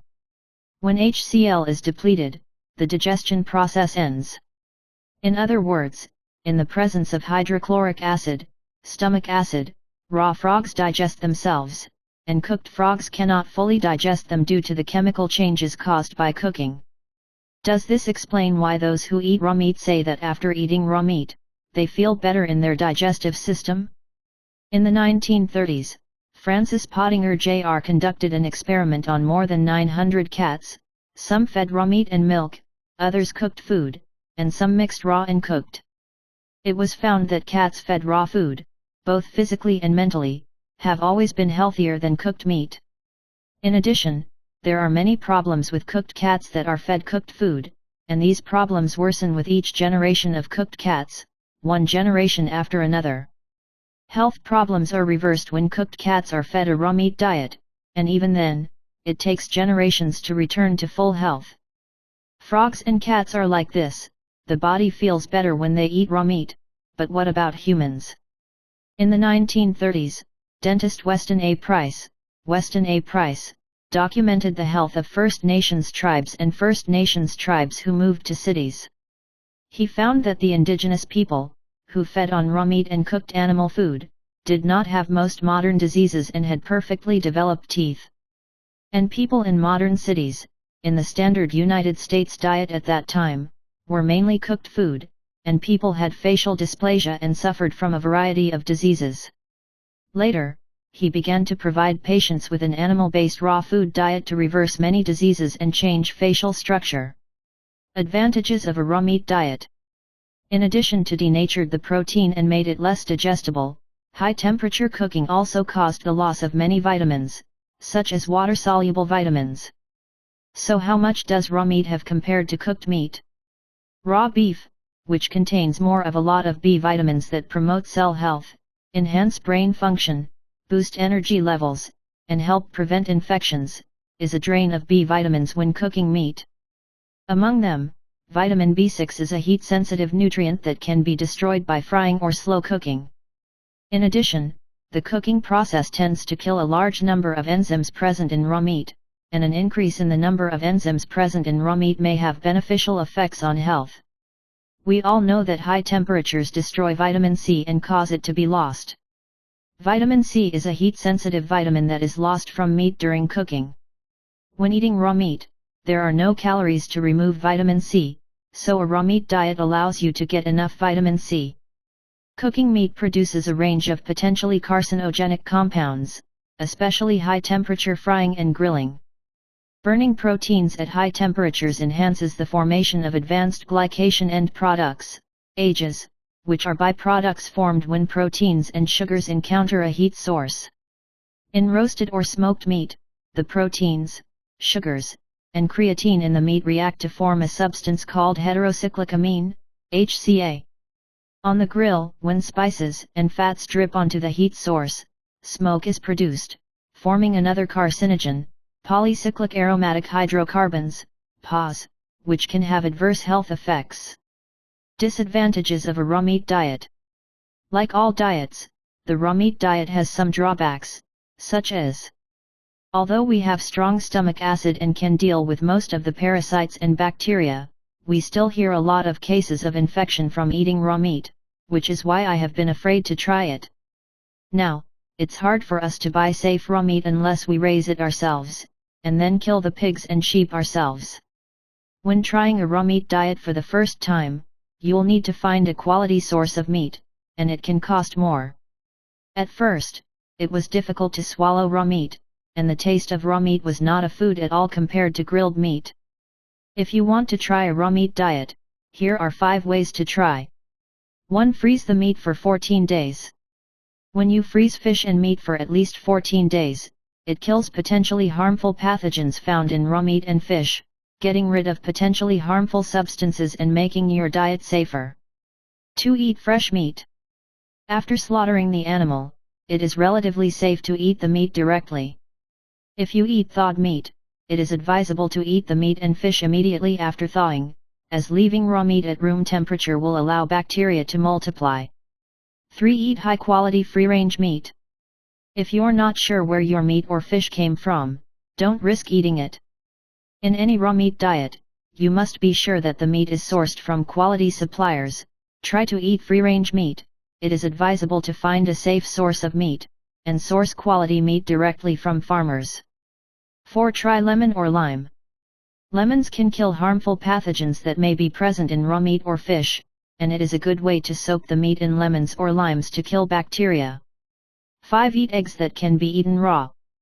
Because of the process upgrade, there are now many eggs on the market, which can be eaten raw, without the risk of salmonella infection, and can be eaten safely raw.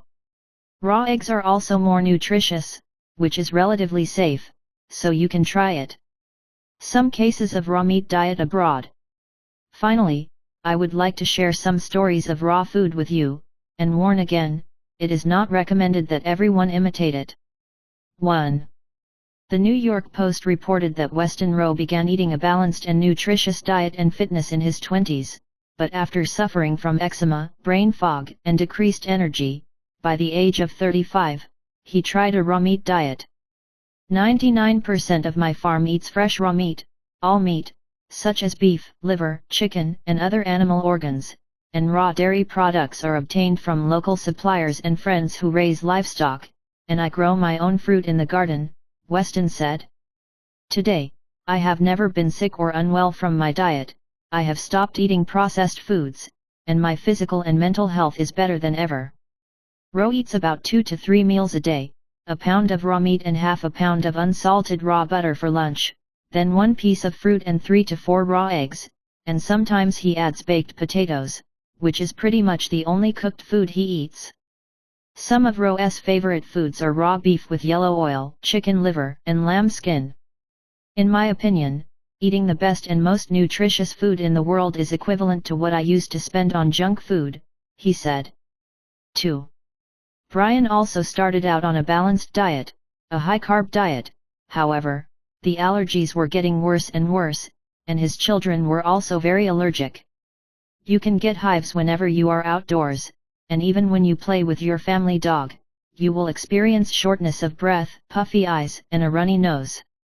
So, he began to avoid processed foods and eat the nutrients of his ancestors, seasonal fruits and vegetables, meat on all parts of the animal, including the most nutrient-dense part of all, the liver.